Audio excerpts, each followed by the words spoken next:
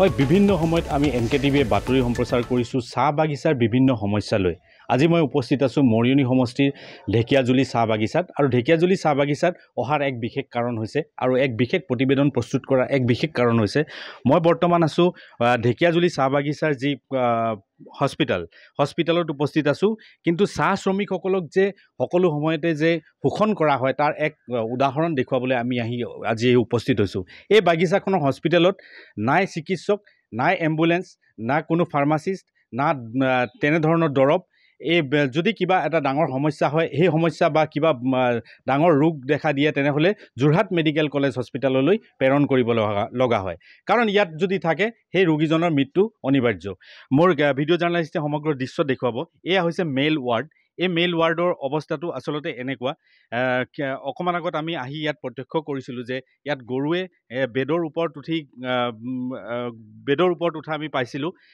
খুবেই এক পয়া লগা অৱস্থা আৰু খুবেই এক শোচনীয় অৱস্থা। আচলতে ক'ব লাগিব চৰকাৰে বিভিন্ন সময়ত ডিজিটেল ইণ্ডিয়াৰ কথা কয়। ডিজিটেল ইণ্ডিয়াৰ সময়ত যদি চৰকাৰী হস্পিটেলত যদি বিভিন্ন ধৰণৰ সুবিধা হয়, কিয় চাহ শ্ৰমিকসকলক আচলতে শোষণ কৰা হৈছে এনেধৰণৰ সমস্যা লৈ?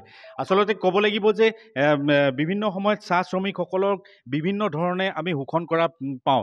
কেতিয়াবা এই চাহ শ্ৰমিকসকলৰ বিভিন্ন ধৰণৰ সমস্যা লৈ আমি বাতৰি সম্প্ৰচাৰ কৰোঁ। আচলতে কি চিকিৎসাৰ ক্ষেত্ৰত কিয় এনেধৰণৰ অৱস্থা হ'ব লগা হৈছে? মই মোৰ সৈতে কেইজনমান আটছাৰ সদস্য, আটোৱাৰ সদস্য তেখেতসকল ইয়াত উপস্থিত আছে আৰু তেখেতসকলৰ অনুৰোধ মৰ্মে আমি আহিছোঁ আজি, যিহেতুকে ইয়াত ক'ব লাগিব যে যি ধৰণৰ চিকিৎসা হ'ব লাগে আচলতে জীৱন লৈ হেতালি খেলা আমি দেখিবলৈ পাইছোঁ। মই বৰ্তমান এই ডিছপেঞ্চেৰী, যিটো মুখ্য ডিছপেঞ্চেৰী, মই সোমাই আহিবলৈ যত্ন কৰিম। আচলতে ইয়াত এনেধৰণৰ এক পৰিৱেশ এটা হয়, যেতিয়া কোনো ৰোগী আহে কিন্তু ইয়াত ডক্তৰ, যিজন নাৰ্ছ থাকিব লাগে সেই নাৰ্ছো নাই। এজন ৰিটায়াৰ্ড হৈ যোৱা এগৰাকী নাৰ্ছ আছে, সেই এগৰাকী নাৰ্ছে কিন্তু কেতিয়াবা মানৱীয়তাৰ খাতিৰতহে চিকিৎসা প্ৰদান কৰিব লগা হৈছে। আচলতে তেখেতে মানৱীয়তাৰ খাতিৰত আহি ইয়াত অনাৰী খাটিব লগা হৈছে, কিন্তু ইয়াত কোনো ধৰণৰ ডক্তৰ নাই। মোৰ এই ঢেকিয়াজুলি চাহ বাগিচাৰ বাগিচা সংঘৰ সভাপতিজন আছে, মই তেখেতৰ পৰা অকণমান জানিব বিচাৰিম। আপোনালোকৰ বাগিচাৰ বিভিন্ন ধৰণৰ সমস্যা থাকে। প্ৰথমে বাগিচাখন জালিংগালে গুচি গৈছিলে, আকৌ ATCL হয় অসম চৰকাৰৰ অধীনত আহিলে। আপোনালোকে বিভিন্ন সময়ত প্ৰতিবাদ কৰে, আমি বাতৰি সম্প্ৰচাৰ কৰোঁ, কিন্তু ইয়াত এটা বহুতো গুৰুত্বপূৰ্ণ এটা অসুবিধা, যিহেতু আপোনালোকৰ চিকিৎসাৰ অভাৱ। কি ক'ব এই গোটেই বিষয়ে? কি ক'ম মানে হৈছে কি, এইখন হ'ল চৰকাৰৰ বাগান। আমি চৰকাৰক বহুতবাৰ ৰিকুৱেষ্ট কৰি আছোঁ, বাগানখন ভাল কৰক, আমাৰ হস্পিটেলখন ভাল কৰক। আমাৰ ইয়াত মানে কি কয়, কৰ্মচাৰীবিলাকে কাম চলাই আছে, মানে ছিনিয়ৰ কোনো নাই। সেইকাৰণে আমি বহুতবাৰ ৰিকুৱেষ্ট কৰিছোঁ, বহুতবাৰ আমি মেম'ৰেণ্ডাম দিছোঁ, কিন্তু চৰকাৰে কোনো গাটো লৰচৰ কৰা নাই। মানে আজিকালি এনেকুৱা লাগে চৰকাৰখনে যে এই নিউজবিলাক নাচায় নেকি, বা আমাৰ যিবিলাক আমি পঠিয়াওঁ ৰাইজ মানে প্ৰতিবাদ কৰি ধাৰণা কাৰ্যসূচী লৈ যিবিলাক আমি পঠিয়াওঁ তেখেতৰ ওচৰলৈ, সেইবিলাক নাচাই যেনেই লাগে, চকু মুদিয়ে থাকে যেন লাগে। কাৰণ ইমান সমস্যাৰ মাজত আমি ভুগি আছোঁ। যাৰ বাগান সি আমাৰ এতিয়া ৰাইজৰ মূল সিয়ে হৈ আছে।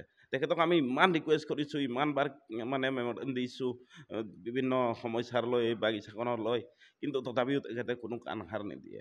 যিহেতুকে আমি বহুত দুখত পৰি আছোঁ, সেইকাৰণে আমি এতিয়াও ৰিকুৱেষ্ট কৰিছোঁ এই নিউজৰ দ্বাৰা দি তেখেতে শুনক আৰু সোনকালে যাতে আমাৰ বাগিচাখনৰ প্ৰতি অলপ ধান্দা দিয়ক বুলি আমি তেখেতক, চৰকাৰক সেইটোৱে জনাম আৰু। হয়, আপুনি অনুৰোধহে কৰিব পাৰিব, যিহেতুকে আপোনালোকে বহুতবাৰ অনুৰোধ কৰিছে, কিন্তু চৰকাৰৰ গা এতিয়াও লৰা নাই। মোৰ সৈতে অসম চাহ জনজাতি ছাত্ৰ সন্থাৰ বিষয়ববীয়াসকল আছে, মই তেখেতসকলৰ পৰা অকণমান জানিব বিচাৰিম। প্ৰথমে আমি এইখন বাগিচাতে বিভিন্ন সমস্যাৰ বিষয়ে আমি বাতৰি সম্প্ৰচাৰ কৰিছোঁ। কেতিয়াবা দৰমহাৰ খেলি মেলি, কেতিয়াবা ৰেচন নিদিয়ে বা বিভিন্ন ধৰণৰ সমস্যা। আজি দেখিছোঁ এটা খুবেই ডাঙৰ এটা সমস্যা, যিহেতু মানুহৰ জীৱন লৈ হেতালি খেলিছে এইখন বাগানে। যিহেতুকে কিবা এটা ৰোগীয়া যদি খুব ইমাৰ্জেঞ্চি হয়, তেতিয়াহ'লে ইয়াত ডক্তৰ নাই, নাৰ্ছ নাই, একোৱেই নাই। কি ক'ব এই গোটেই বিষয়টো? হয়, এইটো একেবাৰে দুৰ্ভাগ্যজনক কথা ক'ব পাৰি, কাৰণ এই অসম ঢেকিয়াজুলি ছয়কোটা আৰু কাটনিবাৰী বাগিচা, এইটো অসম চৰকাৰৰ আণ্ডাৰত থকা বাগান, অসম চাহ নিগম বাগিচা।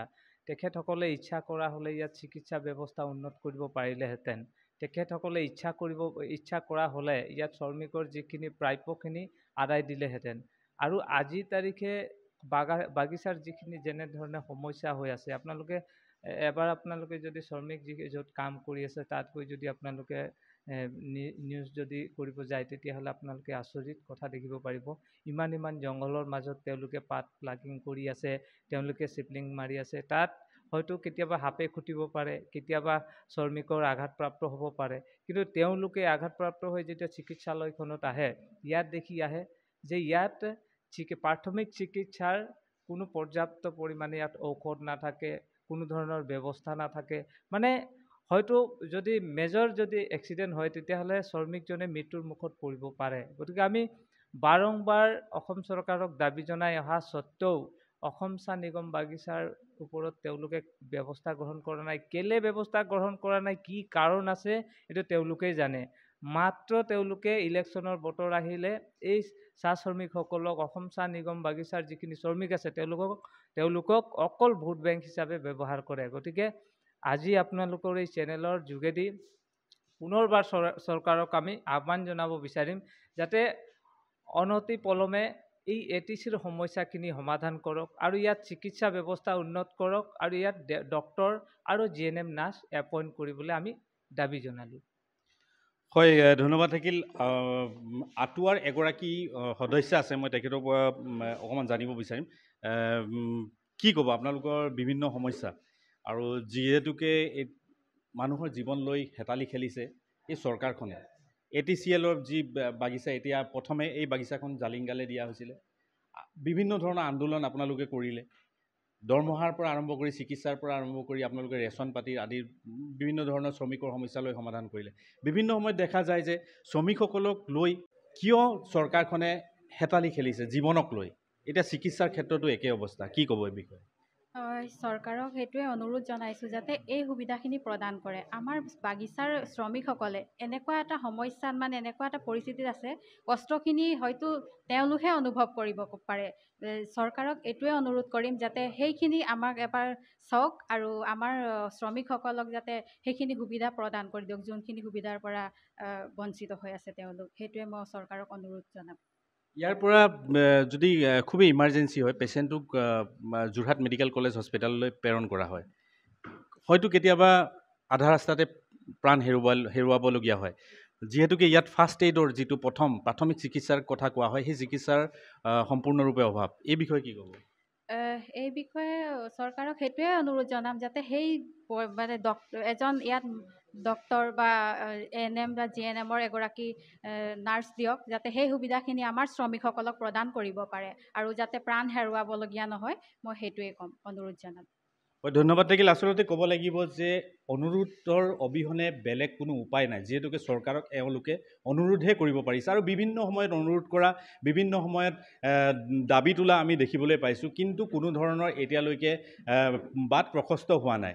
আচলতে ক'ব লাগিব যে এইখন জীৱনক লৈ যাতে হেতালি নেখেলে, চৰকাৰখনলৈ এওঁলোকৰ এটাই অনুৰোধ যে এই চিকিৎসালয়ত চিকিৎসকৰ ব্যৱস্থা কৰক, এম্বুলেঞ্চৰ ব্যৱস্থা কৰক, দৰৱ পাতিৰ ব্যৱস্থা কৰক, অন্ততঃ প্ৰাথমিক যি চিকিৎসা আছে সেই চিকিৎসাৰ ব্যৱস্থা কৰিবলৈ এখেতসকলক অনুৰোধ জনাইছে। মই মৰিনীৰ পৰা কলুল দেৱৰ ৰিপৰ্ট, NKTV+।